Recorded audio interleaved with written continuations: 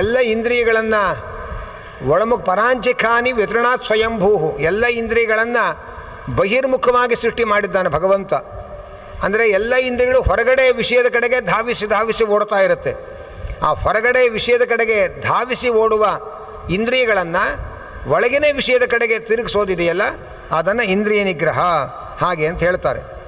ಆದರೆ ಅದಕ್ಕೊಂದು ರೂಪಕ ಕೊಟ್ಟು ಹೇಳ್ತಾರೆ ಬಹಳ ಸುಂದರವಾಗಿ. ಏನು ಅಂತಂದರೆ, ಶರೀರಂ ರಥಮಿತ್ಯಾಹು ಇಂದ್ರಿಯಾಣ್ಯಸ್ಯ ವಾಜಿನಃ ಮನಶ್ಚ ಸಾರಥಿ ಪ್ರೋಕ್ತಃ ಪ್ರಾಣಾಯಾಮ ಕಷಸ್ಮೃತಃ. ಒಂದು ಮಾತು ಹೇಳ್ತಾರೆ, ಏನಂತಂದರೆ, ಈ ಇಂದ್ರಿಯಗಳಿದೆಯಲ್ಲ ಅದು ಕುದುರೆಗಳು, ನಮ್ಮ ಶರೀರವೇ ರಥ, ಅದನ್ನು ಎಳೆದುಕೊಂಡು ಹೋಗುವ ಕುದುರೆಗಳು ಅಂದರೆ ಇಂದ್ರಿಯಗಳು. ಅದನ್ನು ಆ ಕುದುರೆಗಳನ್ನು ನಿಯಂತ್ರಿಸುವಂತಹ ಕಡಿವಾಣ ಅಂದರೆ ಇದು ಹೇಳ್ತಾ ಮನಃಪ್ರಗ್ರಹಮೇವತು, ಮನಸ್ಸು ಅನ್ನುವ ಲಗಾಮಿನ ಮೂಲಕ ಕುದುರೆಗಳನ್ನು ಒಂದು ರಥದಲ್ಲಿ ನಾವು ಕೂತ್ಕೊಂಡು ಪ್ರಯಾಣ ಮಾಡಬೇಕಾದರೆ ಒಳ್ಳೆಯ ರಥ ಇರಬೇಕು, ರಥಕ್ಕೆ ಒಳ್ಳೆಯ ಪಳಗಿದ ಕುದುರೆ ಇರಬೇಕು, ಆ ಕುದುರೆಯನ್ನು ನಿಯಂತ್ರಿಸುವಂತಹ ಒಂದು ಲಗಾಮಿ ಇರಬೇಕು, ಆ ಲಗಾಮಿನ ಮೂಲಕ ಕುದುರೆಯನ್ನು ನಿಯಂತ್ರಿಸಲಿಕ್ಕೆ ಬರತಕ್ಕಂತಹ ಪಳಗಿದ ಸಾರಥಿ ಇರಬೇಕು. ಅಂಥ ರಥದಲ್ಲಿ ಕೂತಂತಹ ರಥಿಕ ಪ್ರಯಾಣಿಕ ತಾನು ಯಾವ ಊರಿಗೆ ಹೋಗಬೇಕೋ ಆ ಊರಿಗೆ ಹೋಗಿ ಸೇರ್ತಾನೆ. ಸಾರಥಿ ಸರಿಯಿಲ್ಲ ಅಂತಾದರೆ, ಲಗಾಮು ಸರಿಯಿಲ್ಲ ಅಂತಾದರೆ, ಲಗಾಮಿನ ಹತೋಟಿಯಲ್ಲಿ ಕುದುರೆಗಳಿಲ್ಲ ಅಂತಾದರೆ, ಇವನು ಹೋಗುವ ಗುರಿಗೆ ಹೋಗೋ ಬದಲು ಕುದುರೆ ಎಲ್ಲಿಗೆ ಹೋಗುತ್ತೋ ಅಲ್ಲಿಗೆ ಹೋಗ್ತಾನೆ. ಆದ್ದರಿಂದ ಕುದುರೆ ಎಲ್ಲಿಗೆ ಹೋಗಬೇಕೋ ಅಲ್ಲಿಗೆ ನಾವು ಹೋದರೆ ಹೊಂಡಕ್ಕೆ ಹೋಗಿ ಬೀಳ್ತೇವೆ ನಾವು. ಆದರೆ ಕುದುರೆ ಹೋಗೋ ಕಡೆ ನಾವು ಹೋಗೋದಲ್ಲ, ನಾವು ಹೋಗೋ ಕಡೆ ನಮ್ಮ ಕುದುರೆಯನ್ನು ಓಡಿಸ್ಕೊಂಡು ಹೋಗಬೇಕು. ಅದೇ ಸಾರಥಿಯ ದಕ್ಷತೆ. ಅಂಥ ದಕ್ಷ ಸಾರಥಿಯ ಸಾರಥ್ಯದಲ್ಲಿ ಕುಳಿತಂತಹ ಪ್ರಯಾಣಿಕ ಗುರಿ ತಲುಪ್ತಾನೆ.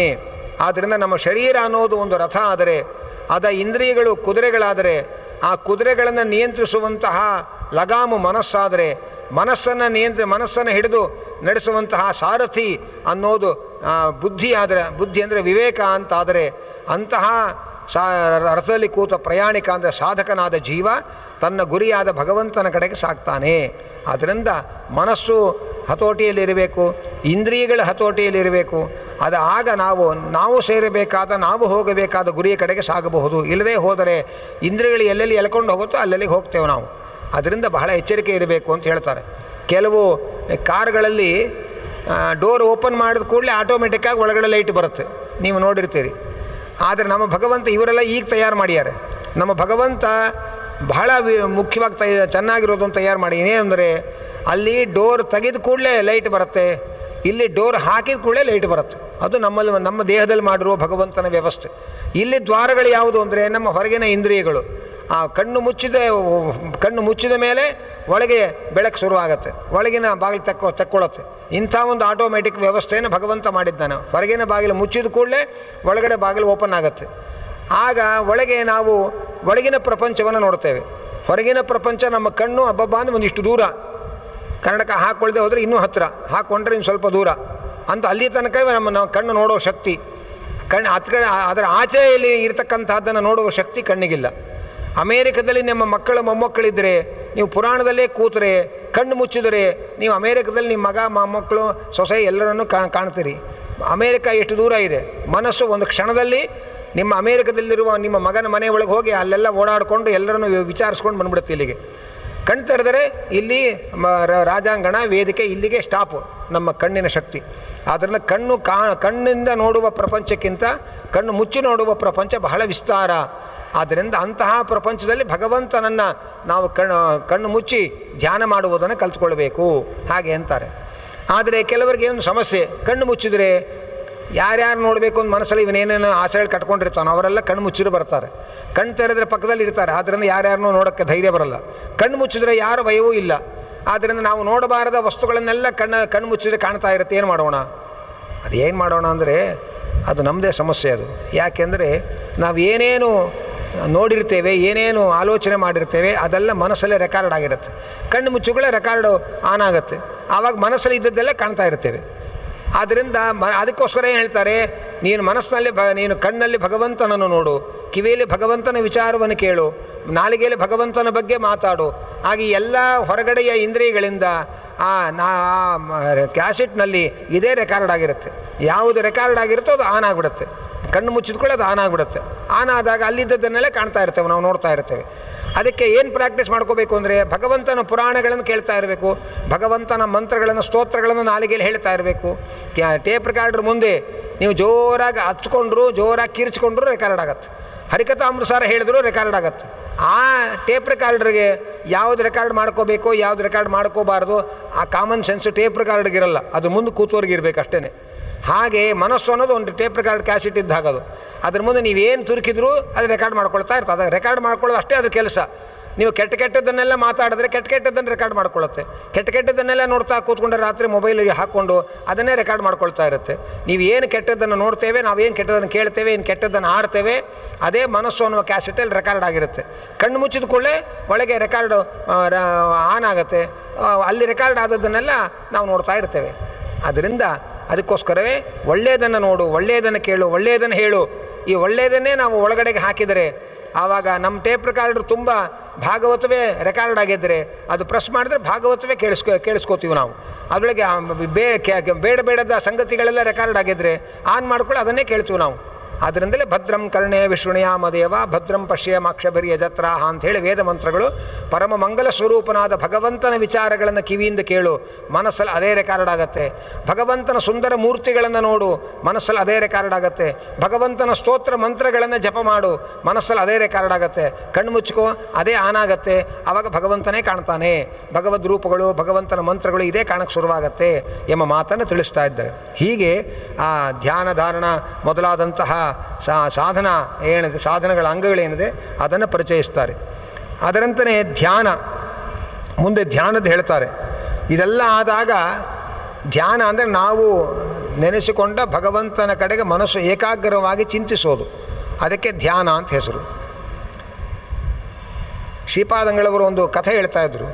ಏನಂತಂದರೆ, ಒಬ್ಬ ರಾಜ ಧ್ಯಾನಕ್ಕೆ ಕೂತಿದ್ದಾನೆ. ಅವನು ಧ್ಯಾನಕ್ಕೆ ಕೂತಿರುವ ಮಾರ್ಗದಲ್ಲೇ ಒಬ್ಬ ಹೆಣ್ಮಗಳು ತನ್ನ ಗಂಡನನ್ನು ನೋಡಬೇಕು ಅಂತ ಗಡಿಬಿಡಿಯಿಂದ ಹೋಗ್ತಾ ಇದ್ದಾಳೆ. ಗಡಿಬಿಡಿಯಿಂದ ತನ್ನ ಗಂಡನನ್ನು ಕಾಣಬೇಕು ಅಂತ ಹೋಗ್ತಾ ಇರುವಾಗ ಗೊತ್ತಿಲ್ಲದೆ ರಾಜನಿಗೆ ಅವಳ ಕಾಲು ತಾಗಿಬಿಡುತ್ತೆ. ಅವಳು ಹಾಗೆ ಹೊರಟೋಗ್ತಾಳೆ. ದೇವರ ಧ್ಯಾನದಲ್ಲಿ ಕೂತ ರಾಜನಿಗೆ ಆ ಹೆಣ್ಣು ಒದ್ದದ್ದು ಗೊತ್ತಾಗಿ ಸಿಟ್ಟು ಬಂತು ಅವನಿಗೆ. ಅವನು ಅವಳನ್ನು ಕರೆದ, ಅಲ್ಲ ನಿನಗೆಷ್ಟು ಸೊಕ್ಕು, ನಿನಗೆ ನನ್ನನ್ನು ಒದ್ಕೊಂಡು ಹೋಗ್ತಾ ಇದ್ದಿ, ಹೋಗಲಿ ಒದ್ದ ಮೇಲಾದರೂ ಒಂದು ಸಾರಿ ಅಂತ ಹೇಳಿದೆಯಾ, ಹಾಗೆ ಹೋಗ್ತಾ ಇದ್ದಿ ಅಂತ ಗದರಿದ. ನಿಮ್ಗೆ ಒದ್ದನಾ ನಾನು ಅಂತ ಕೇಳಿದ್ಲು ಅವಳು. ಅವಳಿಗೆ ಪಾಪ ಈ ರಾಜನನ್ನು ಒದ್ಕೊಂಡು ಹೋಗಿದ್ದೇ ಗೊತ್ತಿಲ್ಲ ಪಾಪ ಅವಳಿಗೆ. ಯಾಕೆ ನೀವೇನು ಮಾಡ್ತಾ ಇದ್ರಿ ಇಲ್ಲಿ ಕೂತ್ಕೊಂಡು ಅಂತ ಕೇಳಿದ್ಲು. ನಾನು ದೇವರ ಧ್ಯಾನ ಮಾಡ್ತಾ ಇದ್ದೇನೆ ಅಂತ ಅಂದ ಅವನು. ಓಹೋ, ನಾನು ನನ್ನ ಗಂಡನ ಧ್ಯಾನದಲ್ಲಿ ಇರುವಾಗ ನಿಮಗೆ ಓದಿದ್ದು ಗೊತ್ತಾಗಲಿಲ್ಲ. ನನ್ನ ಗಂಡನಿಗಿಂತ ನಿಮ್ಮ ದೇವರು ಬಹಳ ದೊಡ್ಡವರು, ಅಂಥ ದೊಡ್ಡ ದೇವರ ಧ್ಯಾನ ಕೂತವರಿಗೆ ನಾನು ಓದಿದ್ದು ಗೊತ್ತಾಯಿತು ಅಂತಂದರೆ ನಾನು ನನ್ನ ಗಂಡನ ಚಿಂತನೆಯಲ್ಲಿರುವಷ್ಟು ಏಕಾಗ್ರತೆ ನಿಮಗೆ ದೇವರಲ್ಲಿ ಇಲ್ಲ ಅಂತ ಆಯ್ತಲ್ಲ ಅಂತ ನಕ್ಕು ಹೊರಟೋದ್ಲಂತ ಅವಳು. ಹೀಗೆ ನಮ್ಮ ಸ್ಥಿತಿ ಅನ್ನುವುದನ್ನು ಶ್ರೀಪಾದಂಗಳವರು ಒಂದು ಉದಾಹರಣೆ ಕೊಟ್ಟು ಹೇಳೋರು. ಆದ್ದರಿಂದ ನಮಗೆ ಹೊರಗಿನ ಪ್ರಪಂಚದ ಅರಿವೇ ಇಲ್ಲದಂತೆ ಆ ಮನಸ್ಸು ಭಗವಂತನಲ್ಲಿ ಏಕಾಗ್ರಗೊಂಡು ಚಿಂತಿಸೋದಿದೆಯಲ್ಲ, ಅದಕ್ಕೆ ಧ್ಯಾನ ಹಾಗೆ ಅಂತ ಕರೀತಾರೆ. ಅದು ಧ್ಯಾನ ಧ್ಯೇಯವಾದ ಭಗವಂತನ ರೂಪ ಹೊರತು ಮತ್ತೇನನ್ನೂ ಕಾಣಬಾರದು. ನಾವು ಮಹಾಭಾರತದಲ್ಲಿ ದ್ರೋಣಾಚಾರ್ಯರ ಗುರಿ ಪರೀಕ್ಷೆಯ ಕಥೆಯನ್ನು ಕೇಳ್ತೇವೆ ನಾವು. ಎಲ್ಲ ರಾಜಕುಮಾರರಿಗೆಲ್ಲ ಧನುರ್ವಿದ್ಯೆಯನ್ನು ಹೇಳಿಕೊಟ್ರು.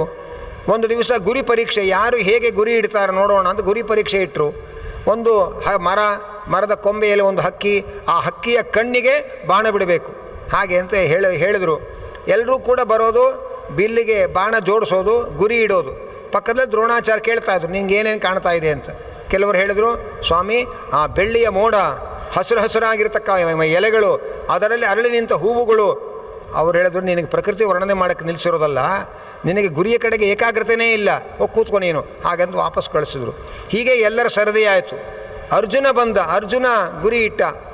ಅರ್ಜುನನನ್ನು ಕೇಳಿದ್ರು ದ್ರೋಣಾಚಾರ್ಯ, ಏನು ಕಾಣಿಸ್ತಾ ಇದೆ? ಹಕ್ಕಿಯ ಕಣ್ಣು ಬಿಟ್ಟು ನನಗಿನ್ನೇನೂ ಕಾಣ್ತಾ ಇಲ್ಲ, ಹಕ್ಕಿ ಕಣ್ಣು ಒಂದೇ ಕಾಣ್ತಾ ಇದೆ ಹಾಗೆ ಅಂತಂದ. ನೀನೇ ಸರಿಯಾದ ಗುರಿಕಾರ, ಹೂಡು ಬಾಣ ಹಾಗೆ ಅಂತಂದ್ರಂತೆ. ಇದುವರೆ ಪಾಂಡವರ ಕಥೆ ಅಂತಲ್ಲ, ಉಪನಿಷತ್ತು ಇದೇ ಕಥೆಯನ್ನು ಹೇಳುತ್ತೆ. ಪ್ರಣವೋ ಧನು ಶರೋಹ್ಯಾತ್ಮ ಬ್ರಹ್ಮತಲ್ಲಕ್ಷ್ಯ ಮುಚ್ಚತೆ.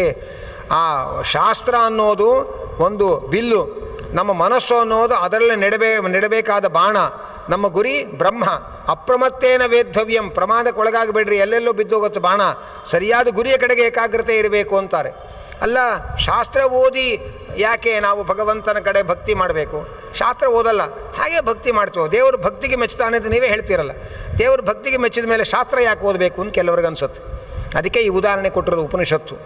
ಬಾಣ ಗುರಿ ತಲುಪಬೇಕಾಗಿದ್ದರೆ ಅದಕ್ಕೆ ಬಿಲ್ಲಿನ ಆಸರೆ ಬೇಕು. ಬಿಲ್ಲಿನ ಆಸರೆ ಇಲ್ಲದೆ ಬಾಣವನ್ನು ಹಾಗೆ ಕೈಯಲ್ಲಿ ಬಿಸಾಕಿದರೆ ಅದು ಮಧ್ಯೆ ಎಲ್ಲೋ ಬಿದ್ದು ಹೋಗುತ್ತೆ, ಗುರಿ ತಲುಪಲ್ಲ. ಹಾಗೆ ಗುರಿಯ ಕಡೆಗೆ ವೇಗವಾಗಿ ತಲುಪಲಿಕ್ಕೆ ಬಿಲ್ಲಿಗೆ ಬಾಣಕ್ಕೆ ಹೇಗೆ ಬಿಲ್ಲಿನ ಆಸರೆಯ ಬಲ ಬೇಕೋ ಹಾಗೆ ಭಗವಂತನ ಕಡೆಗೆ ನಮ್ಮ ಮನಸ್ಸು ಅನ್ನುವ ಬಾಣ ನೇರವಾಗಿ ತಲುಪಬೇಕಾಗಿದ್ದರೆ ಶಾಸ್ತ್ರದ ಜ್ಞಾನದ ವೇಗ ಬೇಕು ಅದಕ್ಕೆ ಮನಸ್ಸಿಗೆ. ಆ ಶಾಸ್ತ್ರಾಭ್ಯಾಸ ಮಾಡಿ ಅದರ ಜ್ಞಾನವನ್ನು ಸಂಪಾದನೆ ಮಾಡಿಕೊಂಡಾಗ ಮನಸ್ಸು ಭಗವಂತನನ್ನು ಚಿಂತನೆ ಮಾಡೋದಕ್ಕೆ ಸುಲಭ ಆಗುತ್ತೆ. ಇಲ್ಲದೇ ಹೋದರೆ ಮನಸ್ಸು ಎಲ್ಲೋ ಅಲ್ಲೇ ಮಧ್ಯದಲ್ಲಿ ಅದು ಹಾಳಾಗಿ ಹೋಗುತ್ತೆ, ನಿಂತು ಹೋಗುತ್ತೆ, ಕೆಳಗೆ ಎಲ್ಲೋ ಬಿದ್ದು ಹೋಗುತ್ತೆ, ದೇವರ ಕಡೆಗೆ ಹೋಗಲ್ಲ. ಆದ್ದರಿಂದ ಶಾಸ್ತ್ರ ಶ್ರವಣ ಮಾಡಿ, ಶಾಸ್ತ್ರದ ಶ್ರವಣದಿಂದ, ಪುರಾಣ ಶ್ರವಣದಿಂದ ಭಗವಂತನ ಮಹಿಮೆಯನ್ನು ಗಾಢವಾಗಿ ತಿಳ್ಕೊಂಡು ಅವನಲ್ಲಿ ಒಂದು ಗಾಢವಾದ ಸ್ನೇಹವನ್ನು ಬೆಳೆಸಿಕೊಂಡಾಗ ನಮ್ಮ ಮನಸ್ಸು ಭಗವಂತನ ಕಡೆಗೆ ಹೋಗಲಿಕ್ಕೆ ಒಂದು ಬಲವನ್ನು ಪಡೆಯುತ್ತೆ. ಆಗ ಮನಸ್ಸು ಭಗವಂತನ ಕಡೆಗೆ ಹೋಗಲಿಕ್ಕೆ ಅನುಕೂಲ ಆಗುತ್ತೆ. ಆದ್ದರಿಂದ ಧ್ಯಾನ ಅಂತಂದರೆ ಆ ಏಕಾಗ್ರತೆ ಅನ್ನುವುದನ್ನು ಹೇಳ್ತಾರೆ. ಅನಂತರ ಧಾರಣ ಅಂತಾರೆ. ಧ್ಯಾನ ನಿರಂತರವಾಗಿ ಮಾಡೋದಕ್ಕೆ ಆಗಲ್ಲ ಕೆಲವರಿಗೆ. ಏನೋ ಒಂದು 10 ನಿಮಿಷ ಧ್ಯಾನ ಮಾಡ್ಬೋದು, ಅಷ್ಟರಲ್ಲಿ ಏನೋ ಫೋನ್ ಬರುತ್ತೆ, ಎದ್ದು ಹೊಡೋಗ್ತೀವಿ. ಈಗಂತೂ ಬಹಳ ತೊಂದರೆಗಳು ಜಾಸ್ತಿ, ಮೊಬೈಲ್ ಪಕ್ಕದಲ್ಲಿ ಇಟ್ಕೊಂಡು ಕೂತಿರ್ತೇವೆ ನಾವು. ಆದ್ದರಿಂದ ಈ 10 ನಿಮಿಷ ಧ್ಯಾನ ಮಾಡುವಷ್ಟು ಮಾಡ್ತೇವೆ, ಮತ್ತು ಇನ್ನೇನೋ ಕೆಲಸಗಳು ಎದ್ದು ಹೊಟ್ಟೋಗ್ತೇವೆ. ಆದರೆ ಧಾರಣ ಅಂದರೆ ಅದರ ಮುಂದಿನ ಹಂತ. ಅಂದರೆ ಗಂಟೆಗಟ್ಟಲೆ ನಾವು ಧ್ಯಾನದ ಸ್ಥಿತಿಯಲ್ಲೇ ಇರೋದು.